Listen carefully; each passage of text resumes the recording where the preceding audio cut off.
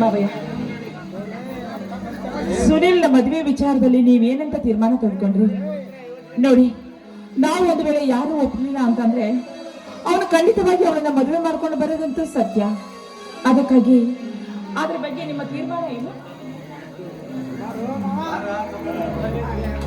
ಅಪ್ಪಾಜಿ, ಸುನಿಲ ತಾನು ಪ್ರೀತಿಸಿದವಳನ್ನೇ ಮದುವೆ ಆಗಬೇಕೆಂದು ಹಠ ಹಿಡಿದು ಊಟ ಸಹ ಮಾಡಲೇ ಬೇಕಾಗುತ್ತಿದ್ದಾನೆ. ಈಗೇನು ಮಾಡುವುದು? ಏನು ಮಾಡಬೇಕೆಂಬುದು ತೋಚದಂತಾಗಿದೆ ಶಂಕರ, ತೋಚದಂತಾಗಿದೆ. ಹಾಗಲ್ಲ ಬಾಬಾ, ಒಂದು ವೇಳೆ ನೀವು ಬೇಡ ಅಂತ ಹೇಳಿ ಅವರನ್ನ ದೂರ ಮಾಡ್ಬಿಟ್ರೆ ಅವನಂತೂ ಅವಳನ್ನೇ ಮದುವೆ ಮಾಡ್ಕೊಂಡು ಬರ್ತಾನೆ. ಆದ್ರೆ ಸಮಾಜದಲ್ಲಿ 10 ಜನರ ಮಧ್ಯದಲ್ಲಿ ನಿಂತು ನೀವು ನ್ಯಾಯವನ್ನ ತೀರ್ಮಾನ ಮಾಡೋರು ಅಂದಾಗ ನಮ್ಮ ಮನೆತನದಲ್ಲೇ ಯಾರು ಈ ರೀತಿಯಾಗಿ ಮದುವೆ ಮಾಡ್ಕೊಂಡು ಬಂದಿದ್ದಾರೆ ಅಂತಂದ್ರೆ ನೋಡುವ ಜನ ಆಡ್ಕೊಳ್ತಾರೆ ಮಾವ. ಅದಕ್ಕಾಗಿ ಅದೇನು ಬೇಡ, ನೀವೆಲ್ಲರೂ ಸೇರಿ ಅವನ ಮದುವೆಗೆ ಒಪ್ಪಿಗೆಯನ್ನ ಕೊಟ್ಬಿಡಿ. ನಾವೆಲ್ಲರೂ ಸೇರಿ ಅವನ ಮದುವೆ ಮಾಡೋಣ. ಅಪ್ಪಾಜಿ, ಸಾವಿತ್ರಿ ಹೇಳುವ ಮಾತು ನಿಮಗೆ ಹೇಗೆ ಅನಿಸುತ್ತದೆ? ಹೊಂದಿಕೊಂಡು ನಡೆಯುವರು ನೀವು. ಬದುಕಿದರೆ ಇನ್ನೆಷ್ಟು ದಿನ ಬದುಕಿ ಉಳಿಯಬಹುದು? ಈ ಅಂದ ಚಂದದ ಕುಡಿ ನೋಟು ಬಾಳ ಬಳ್ಳಿಯಂತೆ ಒಟ್ಟಾಗಿ ಈ ಮನೆ ಅಂದ ಚಂದದ ಕುಡಿ ನೋಟವು ಬಾಯಿ ಬಂದಂತೆ ಬಾಯಿಯ ಮನದಂತೆ ಚಿಗುರುತ್ತ ಫಲವನ್ನು ಬಿಟ್ಟು 10 ಜನರ ಉತ್ತಮರ ಬಾಯಲ್ಲಿ ರಾಮಜ್ಜನ ಮನೆ ಕೀರ್ತಿ ಹಾಡಿ ಹೋಗಬೇಕಪ್ಪ. ಇನ್ನೇನು ಬೇಕಾಗಿದೆ ನನಗೆ? ನಾನು ಕಟ್ಟಿಕೊಂಡಿರುವ ಆಶಾ ಗೋಪುರವು ಚಿತ್ರ ವಿಚಿತ್ರವಾಗಿ ಹೋಯಿತೆ. ಒಂದೇ ನನ್ನ ಮನಸ್ಸು ಇಬ್ಬಾಗವಾಗಿ ನುಚ್ಚು ನೂರಾಗುವುದರಲ್ಲಿ ಸಂದೇಹವೂ ಇಲ್ಲ ಮಗು, ಸಂದೇಹವೂ ಇಲ್ಲ.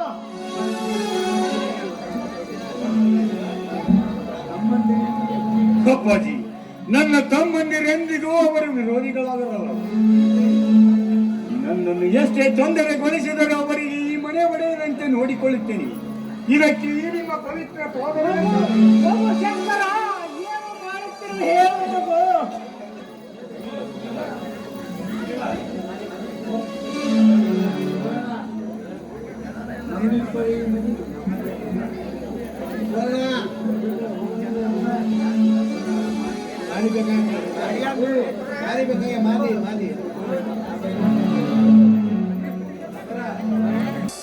ನಿಂತ್ಕೊಳ್ಳಿ.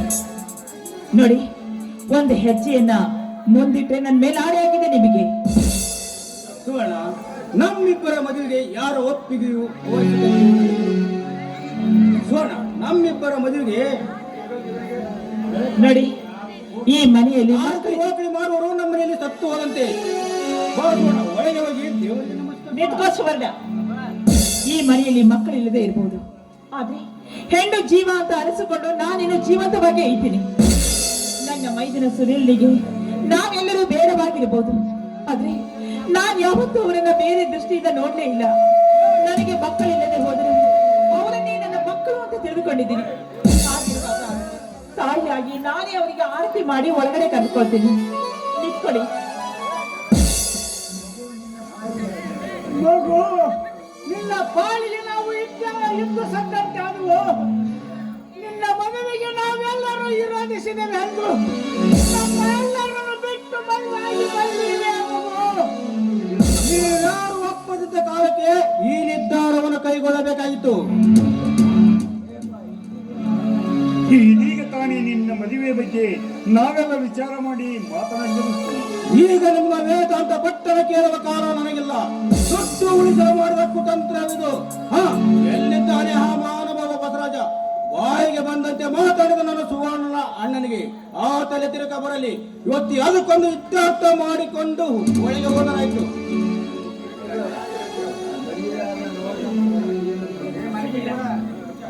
ಕಾರಣ.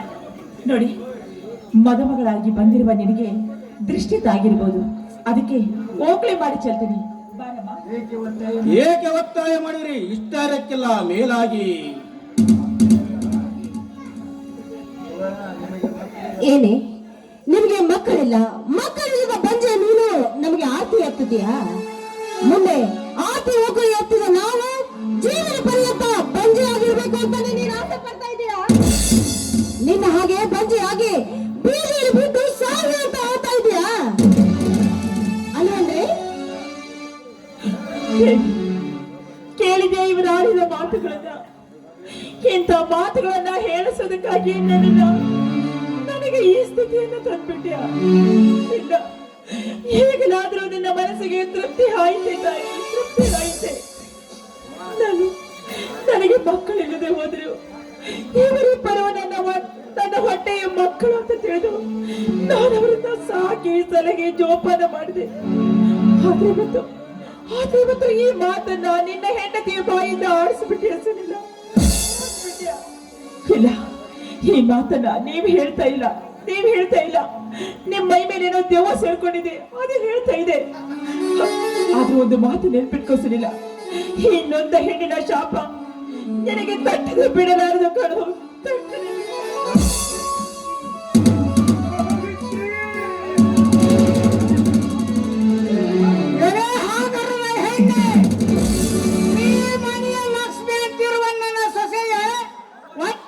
ಶಬ್ದವನ್ನು ಮಾತನಾಡಿ ಹೊಟ್ಟೆಯ ಒಡಲನ್ನು ಉರಿಸಿದೆಯಲ್ಲವೇ? ನಾಲಿಗೆಯನ್ನು ಕೊಯ್ದು ಅಪವಿತ್ರ ಕರತಿಯರ ಪಾದಯಾತ್ರೆ ಮಾಡದಿದ್ದರೆ ನನ್ನ ಹೆಸರು ರಾಮಾಜ್ಜನೇ ಅಲ್ಲ. ಏ ಮುದಿಗುಬೆ, ನನಗೆ ಬಾಯಿ ಬಂದ ಹಾಗೆ ಮಾತನಾಡ್ತಾ ಇದೆಯಾ? ನಿಮ್ಮ ತಂದೆ ನನಗೆ ಬಾಯಿ ಬಂದಂತೆ ಮಾತನಾಡ್ತಾ ಇದ್ರು ಸುಮ್ಮನೆ ನಿಂತಿದ್ರಲ್ಲ, ಯಾಕೆ ನಿಮ್ಗೇನು ಅನಿಸ್ತಾ ಇಲ್ವೇನೋ?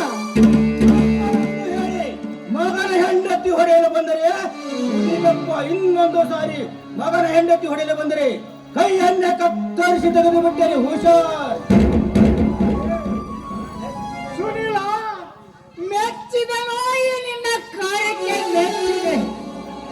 ಹೆಂಡತಿಯ ಗುಲಾಮನಾಗಿ ಹೆಂಡತಿಯ ಮಾತಿಗೆ ಕಟ್ಟು ಬಿದ್ದು ಸಂದನಂತೆ ಬಾಳುತ್ತಿರುವ ಈ ನನಗೊಬ್ಬ ಮಗನಿಲ್ಲವೆಂದಿದ್ದರೆ ಎಷ್ಟೋ ಚೆನ್ನಾಗಿರ್ತಿತ್ತು.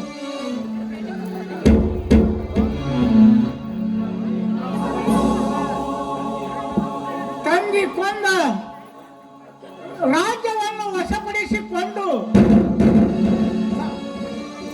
ಚರಿತ್ರೆಯಲ್ಲಿ ಓದಿದ್ದೆ. ಆದರೆ ನೀನು ಈಗ ಬೆಳೆದು ನಿಂತು ಜಿಂಕೆಯ ಮರಿಯಂತೆ, ದೊಡ್ಡ ಹಾವಿನ ಮರಿ ಹಂಗೆ ವಿಷದ ಹಾವಿನ ಹಲ್ಲಿನ ರುಚಿಯನ್ನು ತೋರಿಸಿದೆಯಲ್ಲೋ ಸುನಿಲ. ನಾನು ಹೆಂಡತಿಯನ್ನು ಕಳೆದುಕೊಂಡಾಗ, ನೀನು ಚಿಕ್ಕವನಿರುವಾಗ ನನ್ನ ಬಾಯಲ್ಲಿದ್ದ ತುತ್ತನ್ನು ಒಯ್ದು ನಿನ್ನ ಬಾಯಲ್ಲಿಟ್ಟು ದೋಪಣ ಬಾಯಿದೆ ಹೊರತು ವಿಷವನ್ನಿಟ್ಟಲ್ಲಪ್ಪ, ವಿಷವನ್ನಿಟ್ಟಲ್ಲ. ಏಕಪ್ಪಾಜಿ, ಬಾಪಾಜಿ.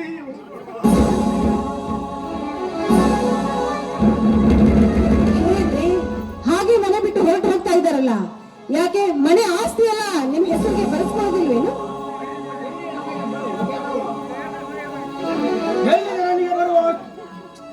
ಎಲ್ಲಿದೆ ನನಗೆ ಬರುವ ಆಸ್ತಿ?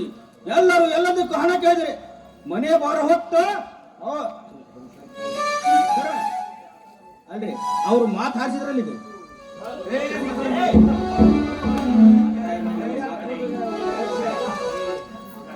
ಸುನೀಲ, ನಾನು ಎಲ್ಲ ಜೀವಂತವಾಗಿದ್ದೇನೆ.